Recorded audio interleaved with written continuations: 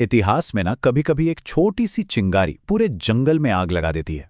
ये कहानी एक ऐसे ही पल की है जिसने एक पूरे साम्राज्य की नींव हिलाकर रख दी थी।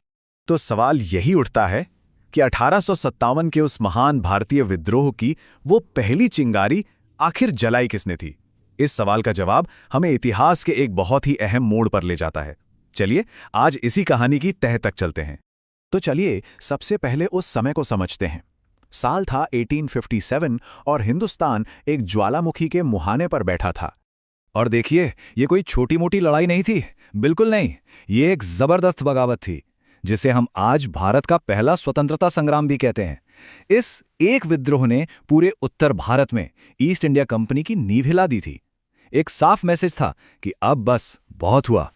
अब इतनी बड़ी बगावत के पीछे अक्सर एक चेहरा होता है, एक कहानी होती है। और इस कहानी के केंद्र में थे एक सिपाही, नाम था मंगल पांडे। तो कौन थे मंगल पांडे? वो उत्तर प्रदेश के बलिया जिले के एक साधारण से ब्राह्मण परिवार से थे।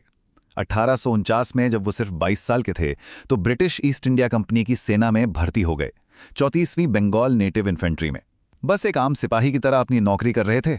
उन्हें अंदाजा भी नहीं था कि इतिहास ने उनके लिए कुछ और ही सोच रखा है।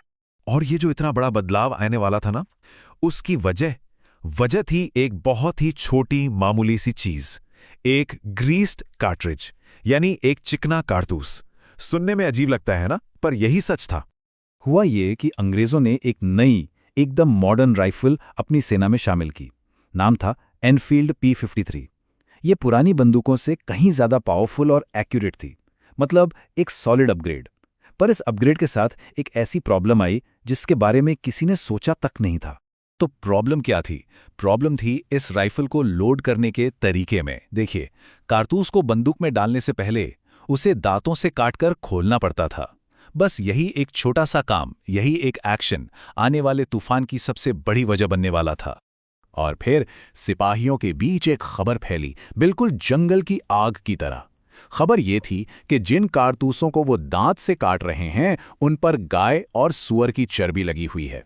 अब जरा सोचिए, ये सिर्फ एक अफवाह नहीं थी, ये हिंदू और मुस्लिम दोनों सिपाहियों के धर्म पर, उनकी आस्था पर एक सीधा हमला था। हिंदुओं के लिए गाय मां समान है और मुसलमानों के लिए सूअर हराम। इसे अपने धर्म को भ्रष्ट करने की साजिश की तरह देखा गया। तो अब माहौल पूरी तरह से गर्म हो चुका था। और फिर आया वो दिन जब महीनों से अंदर ही अंदर सुलग रहा ये गुस्सा एक धमाके के साथ फट पड़ा। तारीख थी 29 मार्च 1857। जगह बैरकपुर परेड ग्राउंड। मंगल पांडे ने अपने अंग्रेज अफसर पर हमला कर दिया। जब उनके साथी जमादार ईश्वरी प्रसाद को उन्हें गिरफ्तार करने का हुक्म दिया गया तो उन्होंने साफ इनकार कर दिया। और कमाल की बात यह है कि सिर्फ उन्होंने नहीं, एक सिपाही को छोड़कर पूरी की पूरी रेजिमेंट ने ऑर्डर मानने से इनकार कर दिया। सोचिए जरा, ये एक खुली बगावत थी जिसकी अंग्रेजों ने कल्पना भी नहीं की होगी। मंगल पांडे ने वहां मौजूद सभी सिपाहियों को आवाज दी, उन्हें बगावत में शामिल होने के लिए ललकारा। लेकिन उस एक पल में बाकी सब हिचकिचा गए। शायद वो तैयार नहीं थे। जब पांडे को लगा कि वो अकेले पड़ गए हैं तो उन्होंने एक हताश कदम उठाया, अपनी ही जान लेने की कोशिश की। लेकिन वो कामयाब नहीं हुए, सिर्फ घायल हुए और फिर उन्हें पकड़ लिया गया।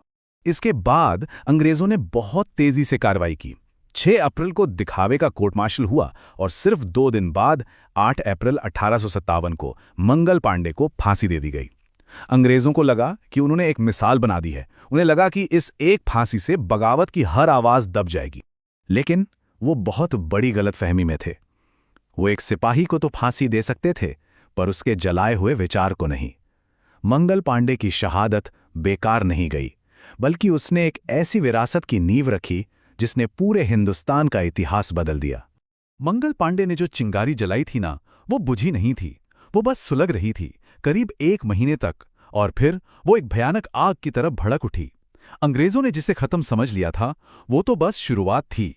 उनकी फांसी के ठीक 1 महीने बाद 10 मई 1857 को मेरठ की छावनी से बगावत का बिगुल बज गया। एक जबरदस्त विद्रोह जो देखते ही देखते पूरे उत्तर भारत में फैल गया। मंगल पांडे की उस एक दिन की हिम्मत ने हजारों लाखों लोगों को हिम्मत दे दी थी। अब इस विद्रोह का असर कितना जबरदस्त था, इसका अंदाजा एक नंबर से लगाया जा सकता है, और ये नंबर है 34,735। जानते हैं ये क्या है? बगावत को कुचलने के बाद ब्रिटिश हुकूमत को इतने, जी हाँ, 34,735 नए और सख्त कानून बनाने पड़े थे, सिर्फ इसलिए ताकि ऐसी बगावत दोबारा कभी सिर न उठा सके। कमाल है ना, एक विद्रोह के डर से इतने सारे कानून।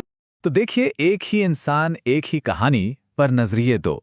अंग्रेजों के रिकॉर्ड्स में मंगल पांडे आज भी एक म्यूटिनियर हैं, एक बागी, लेकिन हिंदुस्तान के दिल में वो स्वतंत्रता संग्राम के पहले हीरो में से एक हैं, एक शहीद हैं। और इसी भावना का सम्मान करते हुए 1984 में भारत सरकार ने उनके नाम पर एक डाक टिकट भी जारी किया था। तो आखिर में ये कहानी हमें एक बहुत बड़े सवाल के सामने लाके खड़ा कर देती है कि क्या सच में एक अकेला इंसान अपने साहस से इतिहास का रुख मोड़ सकता है? मंगल पांडे की जिंदगी और उनकी शहादत शायद इसका सबसे बड़ा सबूत है।